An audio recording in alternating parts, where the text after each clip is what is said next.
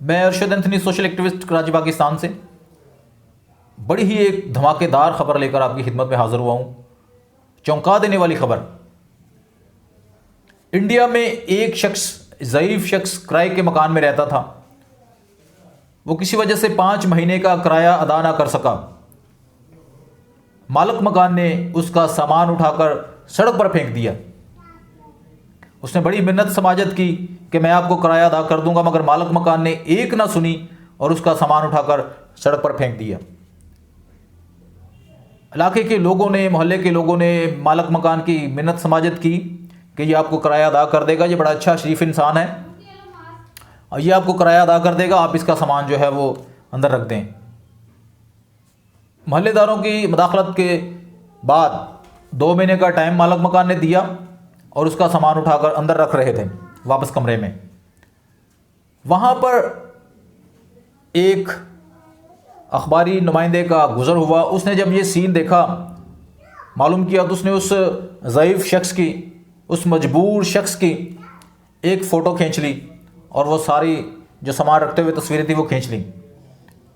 उसने जाके अपने अखबार के चीफ एडिटर को वो तस्वीरें दी और सारी स्टोरी उनको बताई कि आज इस तरह इस शख्स के साथ हो रहा था, इसका सामान उठा के बाहर फेंक दिया गया था, फिर मिन्नत समाजत के बाद वापस रखा। तो वो चीफ एडिटर जो था वो एकदम चौंका वो तस्वीरें देखकर। कहता है, तुम जानते हो ये शख्स कौन है? उसने कहा, नहीं, मैं इसको नहीं जानता। उसने बोला, ये जो शख्स है जिसका सामान उठाकर तुम बता रहे हो कि बाहर फेंका गया, ये इंडिया का 2 मरतबा का अबूरी वजीर आज़म रहा है।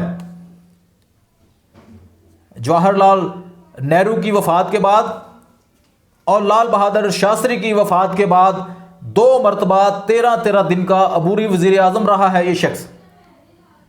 ये शख्स माहिर मुआशियात है, सियासतदान है और लेबर के मसाइल को ये बड़ी अच्छी तरह समझता है। उसने वो स्टोरी छापी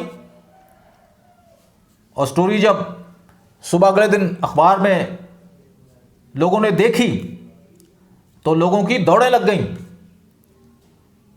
वज़ीर आज़म पाक इंडिया और वहाँ का जो सूबे का वज़ीर आला था और दूसरी अथॉरिटीज़ फ़ौरन उस जगह पर पहुँच गईं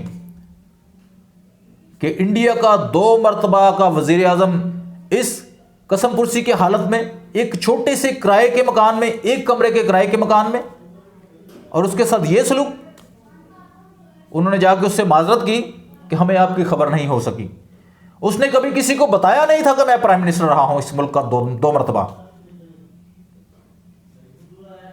उन्होंने उसको ऑफर की कि आप सरकारी रहाइश में रहें, आपका इलाज मुआवजा, आपके सारे अखराजात गवर्नमेंट ऑफ इंडिया उठाएगी। मगर उस शख्स ने, उस खुददार शख्स ने यह सब मरात लेने से इनकार कर दिया।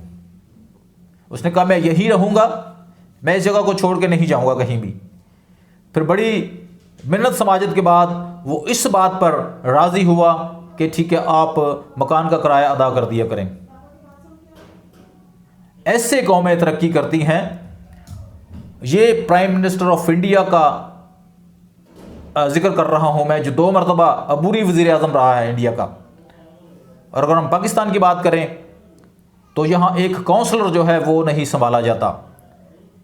करप्शन की अरबों खरबों की दास्तानें हैं। एक काउंसलर अगर बन जाए तो वो लाखों करोड़ों की करप्शन करता है। उसके ठाट बाट नहीं संभाले जाते, वो सीधे मुंह किसी से बात नहीं करता। बाकी फिर MPA MNA ब्यूरोक्रेसी की बातें बाद में हैं। तो हमें इस सिस्टम को देखना होगा, हमें दूसरों को देखकर सबक हासिल करना होगा कि हम कैसे अपने वसाइल को बचाकर, कैसे अपने टैक्स के पैसे को बचाकर हम तरक्की कर सकते हैं। हमें करप्शन को रोकना होगा, हमें प्रोटोकॉल के नाम पर इन अयाशियों को रोकना होगा, हमें बेजा मराहत को रोकना होगा जो वुज़रा को और दूसरे तीसरे लोगों को मिलती हैं। तभी पाकिस्तान जो है वो तरक्की करेगा। मैं सलाम पेश करता हूँ उस वज़ीर आज़म को, उस ज़ईफ़ शख्स को जो 2 मरतबा इंडिया का कायम मकाम वज़ीर आज़म रहा है। कम से कम हमें दूसरों से ज़रूर सीखना चाहिए। पाकिस्तान को तरक्की पर लेकर जाना है तो फिर हमें अपने गिरबान में ज़रूर झांकना चाहिए कि हम क्या कर रहे हैं और दुनिया क्या कर रही है। बहुत शुक्रिया।